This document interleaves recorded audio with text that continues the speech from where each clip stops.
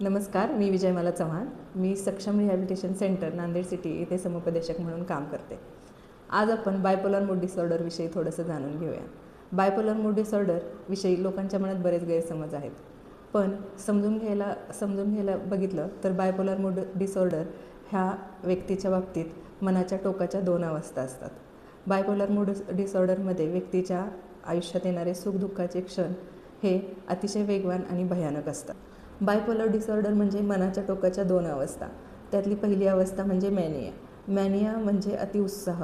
यामध्ये व्यक्तीला सतत काहीतरी आपल्यामध्ये वेगळी पॉवर आलेली आहे असे वाटू लागते. सतत बडबड करणे, मोठमोठ्या गोष्टी करणे, पैसे खर्च करणे किंवा मी कोणीतरी महान व्यक्ती आहे असे त्याला वाटू लागते.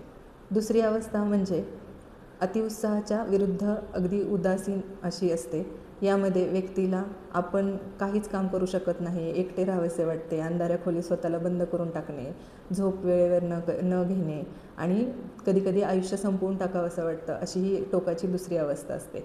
या दोन्ही अवस्था पाहून घरातली लोकांना किंवा शेजारी पाजाऱ्यांना असं वाटू लागतं की ही व्यक्ती मुद्दाम करते. पण खरे पाहता असे नसते. व्यक्तीमध्ये होणाऱ्या मेंदूतील रासायनिक बदलामुळे त्याच्यामध्ये ही सगळी लक्षणे दिसत असतात. सक्षम रिहॅबिलिटेशन सेंटर नांदेड सिटी इथे अशा आजारांवरती उपचार केले जातात. लोकांशी नियमित संवाद साधला जातो. रुग्णांसोबत नियमित औषधोपचार आणि समुपदेशन केले जाते. ग्रुप थेरपी घेतली जाते.